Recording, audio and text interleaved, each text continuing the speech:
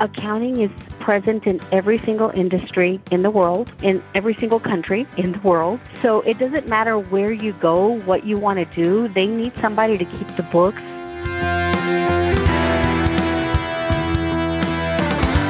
Hello, everyone. Welcome to the Where Accountants Go podcast. I'm Mark Goldman, a CPA, and your host for this show. Well, I like to think that we always have interesting and inspiring guests for you on the program, but some guests just have inspirational stories that are just over the top. And I think you're going to find this week's guest to be one of those. Today we have Elena Levario on the program, and she truly does have an inspirational career story to share with us today. I didn't realize this when I invited Elena, but she came from much more humble beginnings than I had originally thought. I knew that she had decided to pursue her CPA certification a little later than some of us do, and that was something I certainly wanted to talk about. But what I didn't know is that her family originally immigrated to the U.S. from Mexico when she was only 4 years old. Her sister and herself were the first to graduate from high school in their family, which was an accomplishment that was highly encouraged by their mother.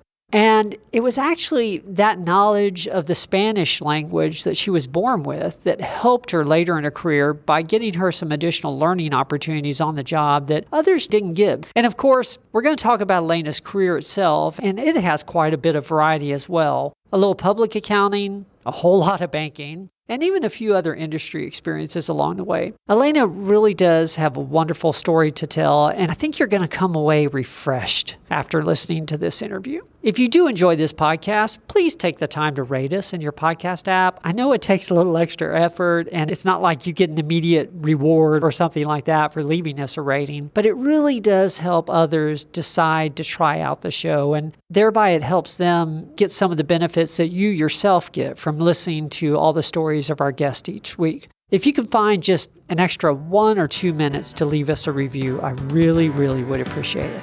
Well, with that, let's go ahead and get started with this week's guest. Here's Elena Levario.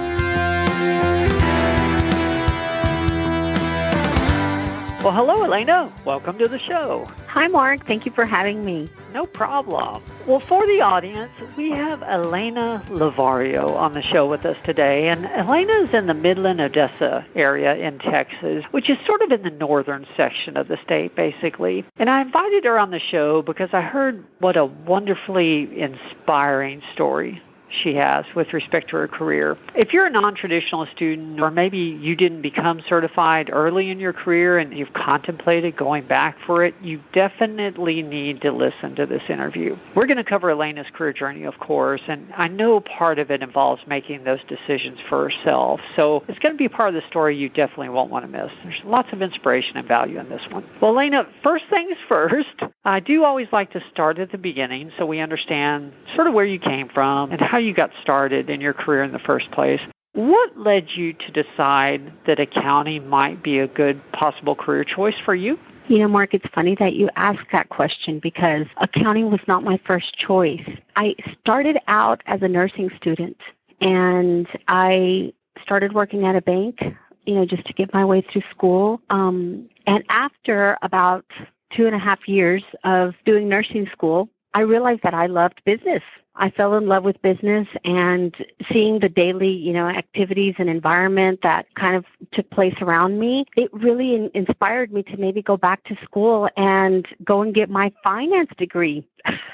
I went back because I thought I was going to be a lender. And while I was in school, I had an accounting professor who changed our minds. They changed our opinions because he told us that accounting was more versatile, that finance was a good degree, it was always a great choice, and it would still provide, a great life. But if you really wanted versatility, he said, you need to consider accounting.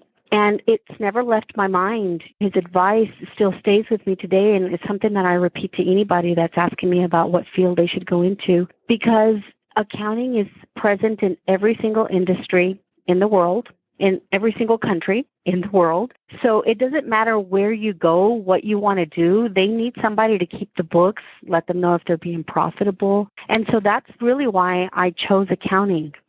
Interesting. Were you still working at the bank while you were going through school? Yes, sir. I come from a background that probably not many people share. I'm an immigrant from Mexico, and I came to the U.S. I was brought to the U.S. When I was 4, about to turn 5. And up until that time, we didn't speak English. And, of course, I'm from Mexico and not from a wealthy family. We come from a little ranch. People practiced agriculture and had animals, cattle. And so it was a different life. We had no running water in our house. It was a little adobe house. And when we came to the U.S., it changed our lives, number one, being able to be here. And, once we started going to school, learning English and taking all of our education here, that changed our life. But Mom really pushed for us to go and get further education. She didn't have the opportunity to do that. Neither did any of her siblings.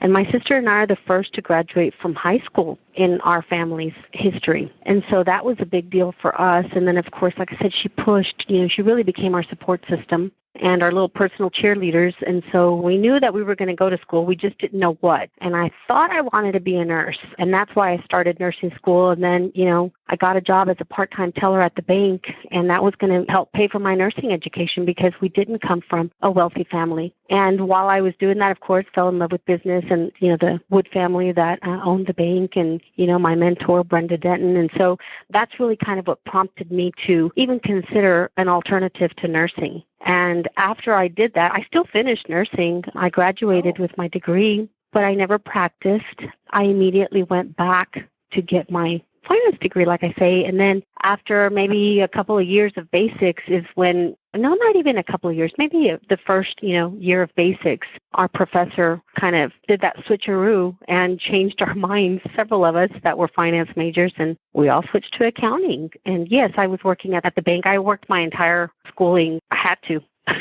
Wow. I mean, talk about an individual of many talents. I mean, you have the farming, agricultural kind of background from your childhood, and obviously accounting, and you're even a nurse.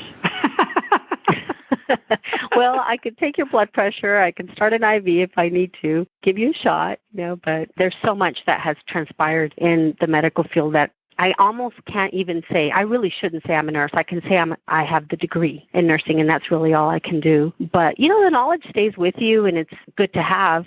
Education is never wasted.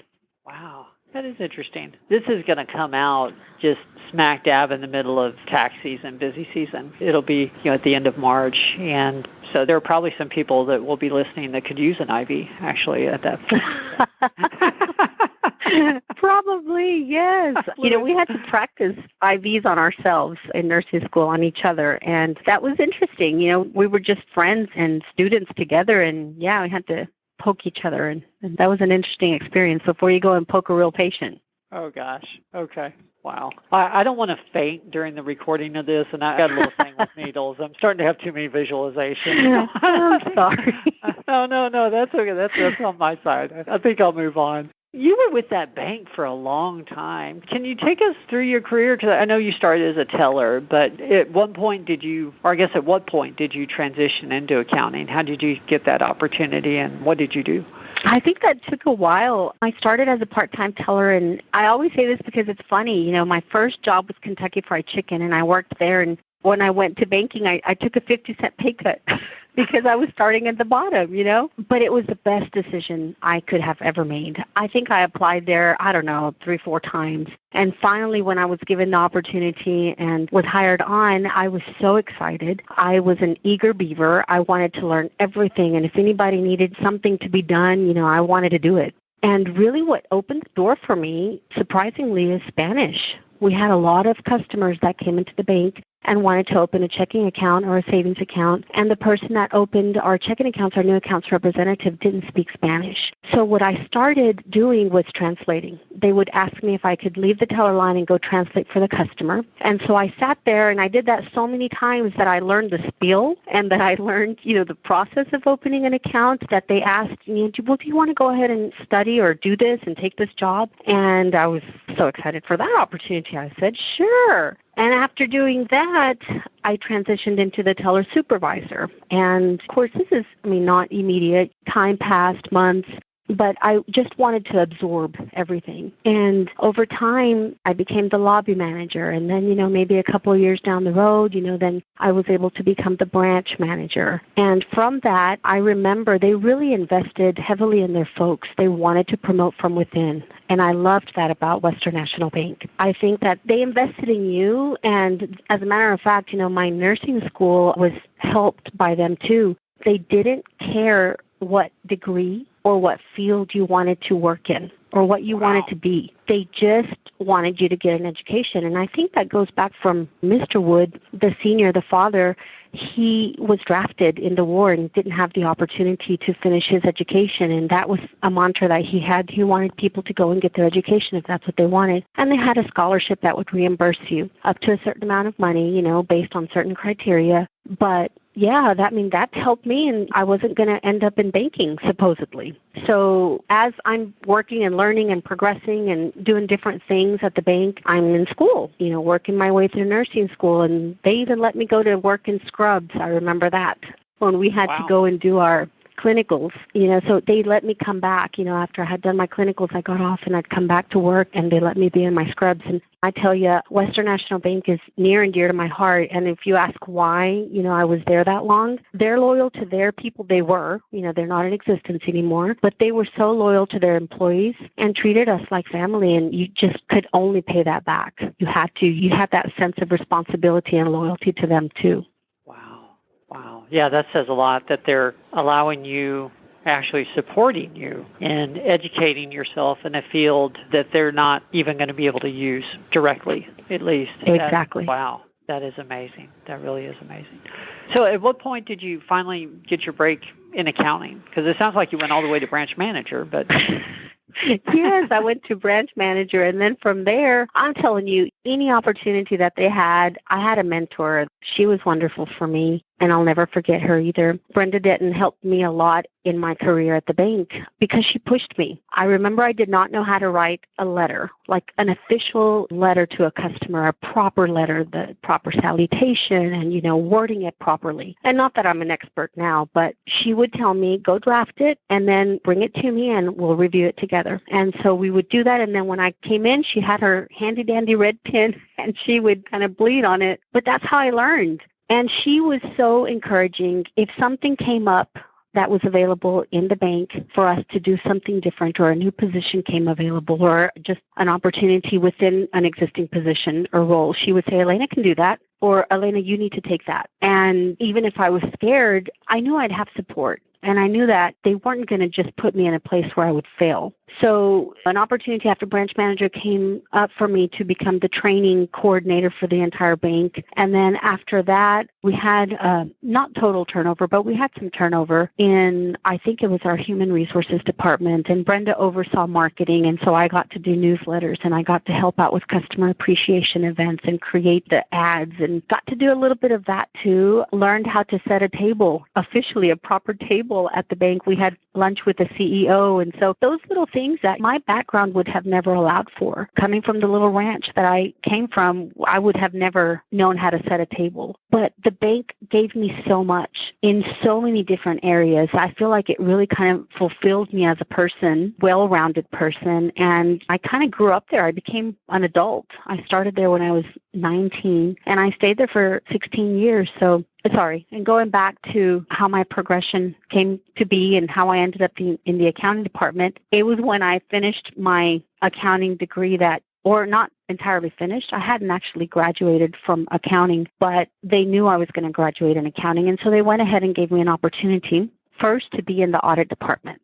So I got to go and do the audits, the entire 18-month cycle of audits. I was able to learn that, and I was able to submit my work to our external audit firm. And so she would correct me and tell me what to look for. And so I kind of got an audit approach and experience even without leaving the bank.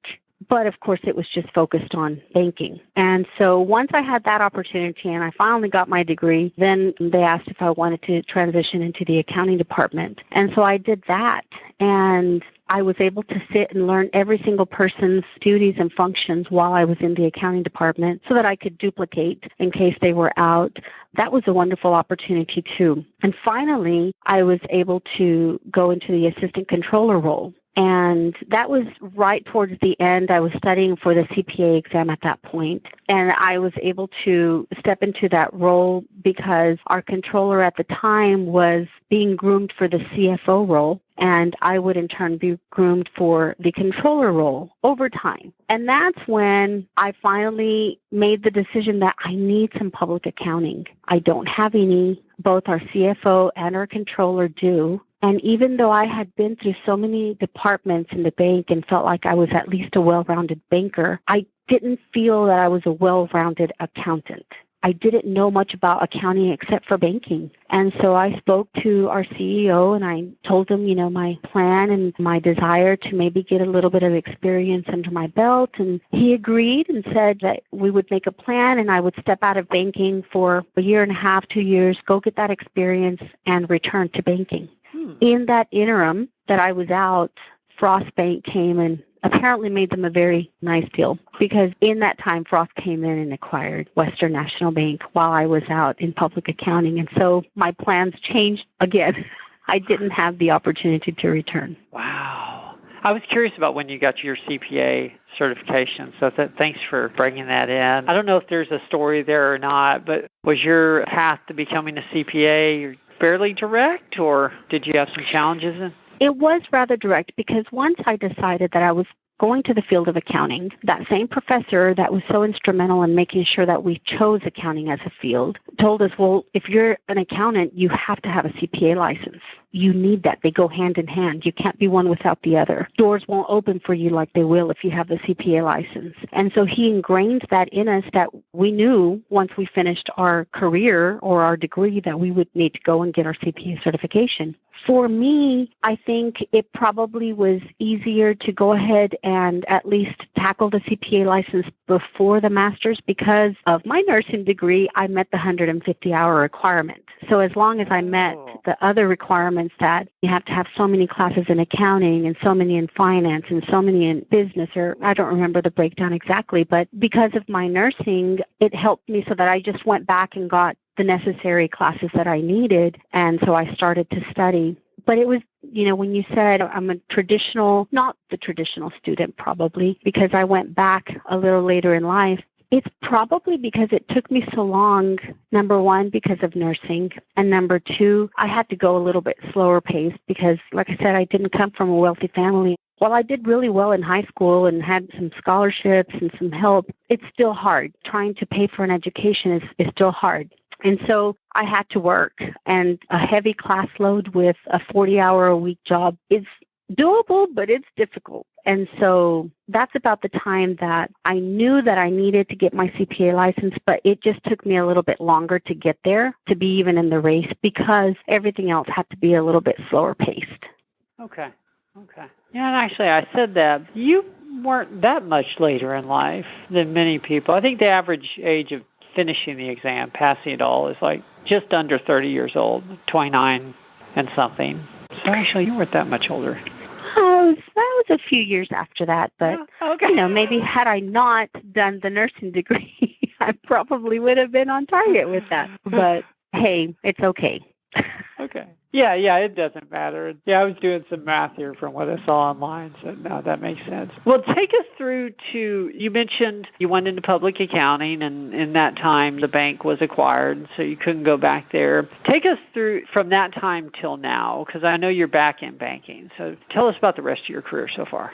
Well, I went to a mid-sized public accounting firm, and I was able to do a little bit of audit and a little bit of tax. And I wish I could say I was enamored by tax, but gosh, I really was not. And the thing is, I left banking with the mindset that it's temporary. I know I'm not staying in public accounting. I'm going to be here for a year and a half, 2 years at the most, just to get an exposure and see some different industries and see something different than what I've seen, my entire life. And once Frost acquired Western National Bank, my original plan kind of went out the door.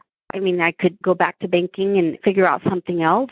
But at that point, I thought, why not try something different? So I stayed in public accounting for a little while. I think it was a little over a year and a half. And I was contacted by a recruiter and asked about a job and if I wanted to meet. And so I thought, well, sure, I'll listen. And it was a local company, an equipment rental company. And you know what? It opened my eyes to a different world that was not banking. And not in a bad way or in a better way, just a different way. Banking is very structured.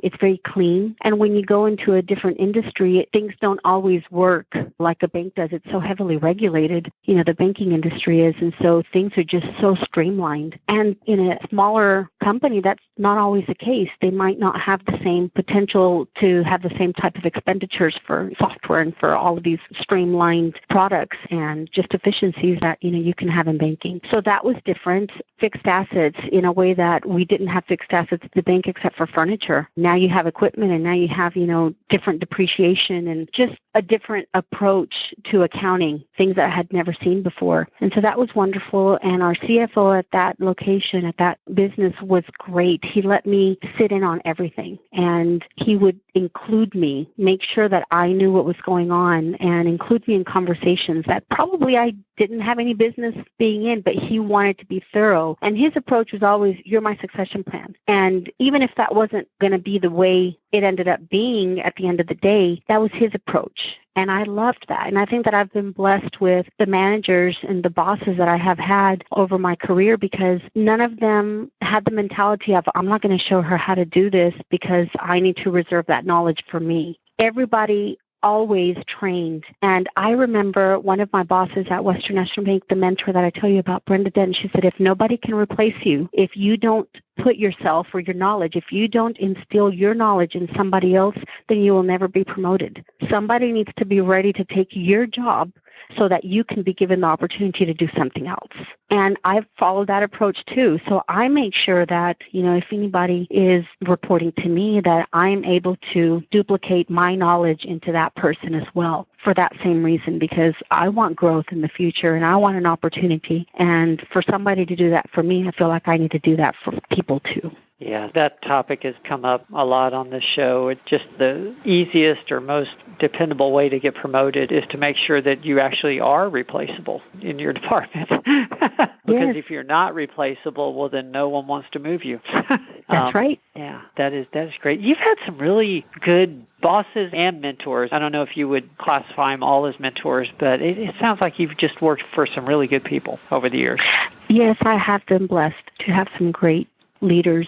And some of them, I won't say that I learned great things from every single one. There's been an occasion or two where you learn how not to be, and I think that that's just an important lesson as well. Just as important as learning how to be is knowing how you feel when somebody does something that maybe kind of hurt your feelings or made you feel less than. And maybe it wasn't intended, but you still kind of take that away as well. There's a lesson in everything. That's true. You have a very positive outlook. Well, sometimes I might not sound as positive, but, after I step back and see, you can always connect the dots looking backwards, right? And so looking backwards, I'm like, that taught me a lesson too. At the moment, though, sometimes the lesson is hard. It's hard to accept. That's true. So you mentioned to me that you're back in banking, not the same bank, obviously, because they were acquired, but you're back in banking now. So tell us what you do now and what's a typical day, week, or month like for you in your role? Well, I haven't been back for very long. I was at an oil field, a different oil field company, and was really enjoying my time there, enjoying my life. I felt comfortable in what I was doing and enjoyed my day-to-day activities, enjoyed the people I worked with. And lo and behold, somebody reaches out to me and says, we've got an opportunity in banking. Whereas I would probably not have listened to any other opportunity. When they said the word banking, it just took me back to my good old days, to my golden days. And I could not accept the opportunity to hear what they had to say. And West Texas National Bank is similar to Western National Bank in so many ways. I was able to come back, surprisingly, the assistant controller. Again, I left banking as the assistant controller, and I came back as the assistant controller, even though in the interim I've been controller before. But they asked me, why would you accept an assistant controller role after having been a controller? And my answer is it's banking. I loved banking. I loved my 16 years in banking, and I fully intended on going back. But life throws some curveballs at you, and you kind of have to roll with the punches and go and, learn something else and add some little notches to your belt. And so I was able to come back as the assistant controller. And so a typical day for me starts out with reviewing our daily statements, financial statements, make sure there's no anomalies, make sure that, the auto balance reports and various other reports, daily transactions and journal entries that have been booked, they seem appropriate, they seem adequate, and then sign off on all of that.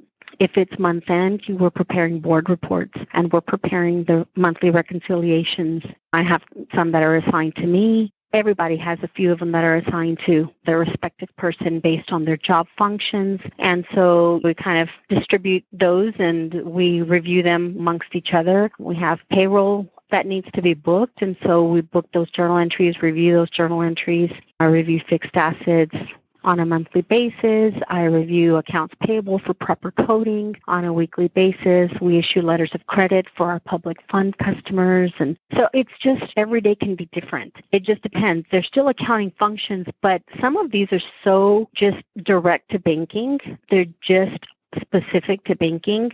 Preparing a call report is specific to banking. Submitting an FR 2900 is specific to banking. So it's a great place to be, but it also requires some additional layers of knowledge that you probably wouldn't need to have if you were in just a public accounting, unless you're auditing banks, or if you're in just a different area of industry. But that's a typical day for me. Okay. And I know we didn't meet, but I know we were at the same meeting in Houston for the Texas Society of CPAs. So I'm assuming you hold some volunteer role with either in your local chapter or at the state. Is that correct? Yes, sir. I have been involved with my local chapter for a number of years now, since I went into public accounting. So about, maybe 2012. And it was a great opportunity. I was recommended by one of the other CPAs at the firm, and I think she did me a great service when she recommended me for that role. And I have grown, I feel like, as an accountant just by being able to be around some other people that are in other professions. So being involved in that led to some opportunities to become the president of the chapter, which allows you to be on the state chapter as well. And so once I got introduced in that, I thought that was so neat. Before I didn't know about the state chapter, before being involved in our local CPA chapter. And it was then that I thought, they do a great job in making sure that our profession is protected, that we go out and announce our profession, to the schools and to the students, and to make sure that, the value of the CPA is kind of proclaimed out there to the masses. And I think that that's part of what really inspired me, is go out and promote not just the accounting profession, but also the CPA license, which has changed my life quite literally. So I'm so glad to be a part of that organization. And yes, I didn't get to see you there, but maybe on the next one we'll get to meet. There you go. So are you the president currently for your local chapter? No, that was several years ago. Okay. But, having been the president kind of allows you to be on the state board, I think, for 3 years. And so after that, I was able to serve in some other volunteer role capacities. I was able to serve on the nominations committee, and I was also asked if I wanted to participate in the strategic planning committee, which is what I'm a part of this year. And that is super exciting, just to see and be a part of that organization, to help kind of form a plan that, is going to guide us for the next 5-10 years. That's very exciting. Yes, yeah, it definitely is. For the record, so I'm a past president of our local chapter, and I've told people many times, by far the best position is past president, because you get invited to everything, Yes. And you can do as much as you like, and obviously the flip side or of as little. Yeah. Yes, it is. It's a great position to be in. And, working as an active president is too, but yeah, you've got that, responsibility on your shoulders too. But past president, you still get to be a part of everything with a little bit less role or responsibility in your role. Yes, yeah. A lot of fun.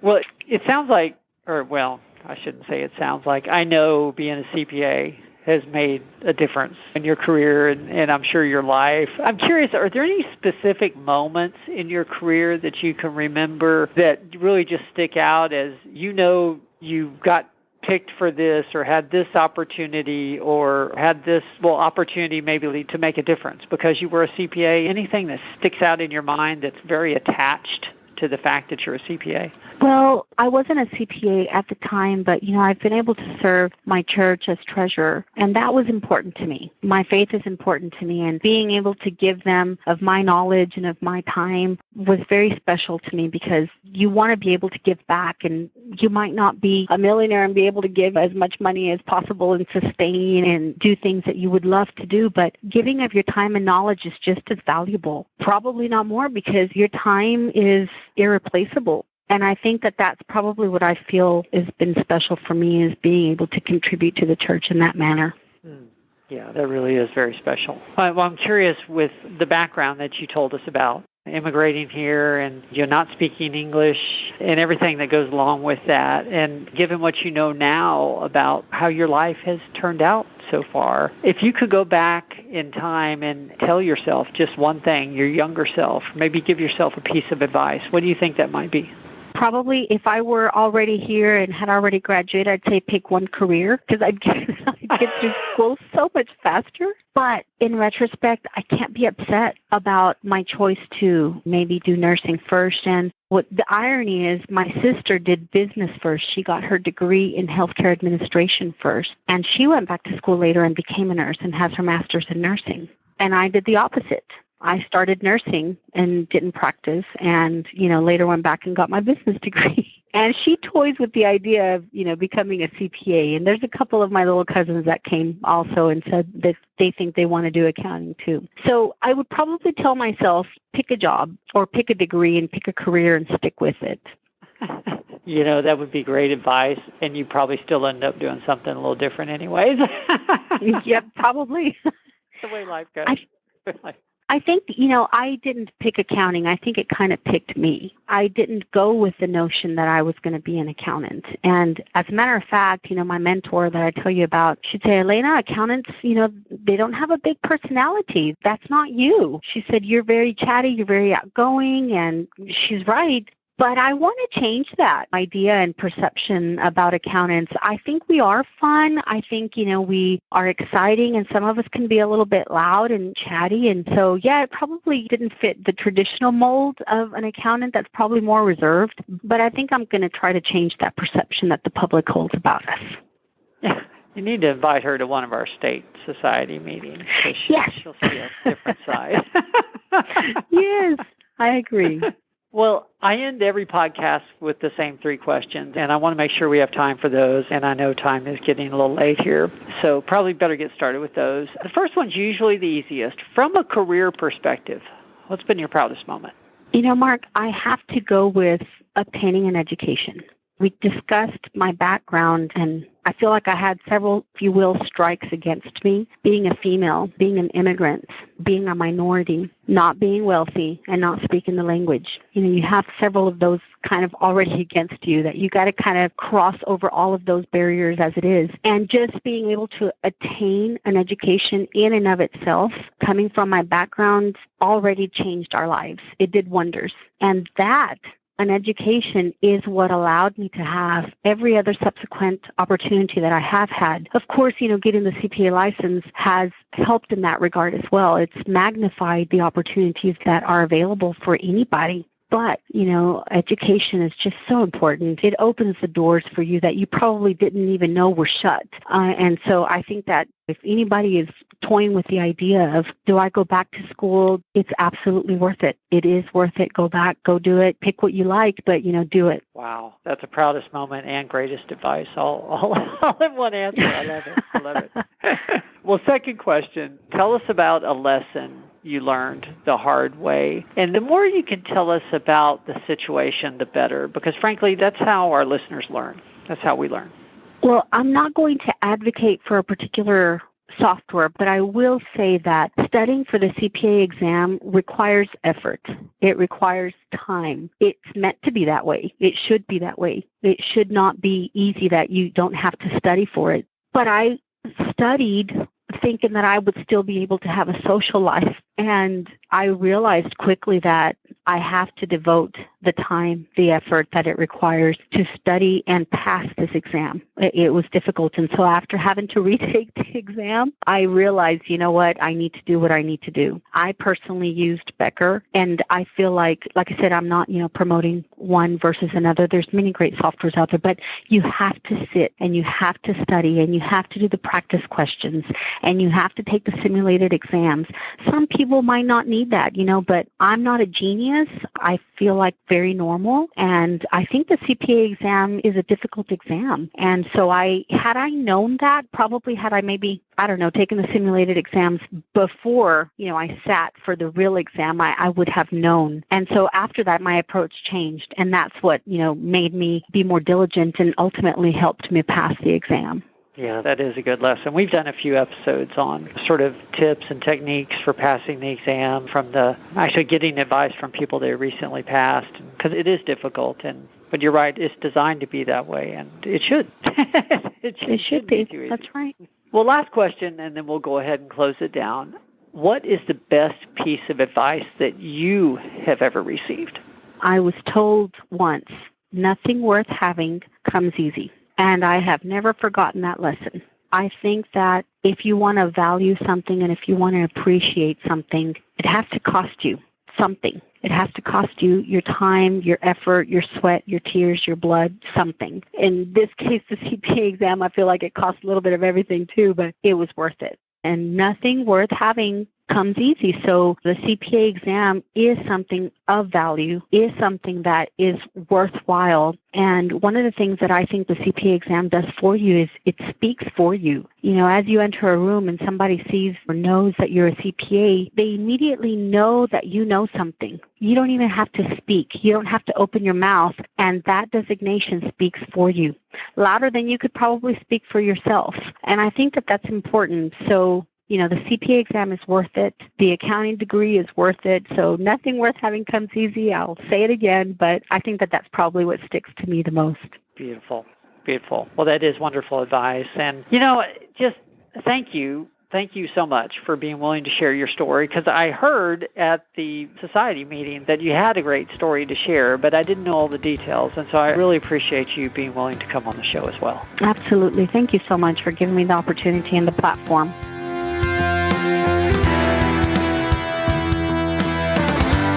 Well, that was our interview with Elena Levario, and like I mentioned before, what an inspirational story. I really enjoyed recording this, and I'm really glad that Elena made time for this interview. It really was fun. This discussion really was refreshing. Well, thank you again for joining us. I'm Mark Goldman, your host for the Where Accountants Go podcast. If you did enjoy this episode, please make sure and leave us a rating. We really do appreciate each and every rating. And if you're looking to further your own career, we have a couple books out there for you. You can find them both on Amazon. 49 Tips for a Successful Accounting Career and 49 Tips for Working with a Headhunter. Both available on Amazon. Well, thank you again for joining us. We will see everyone next week. There's more to come.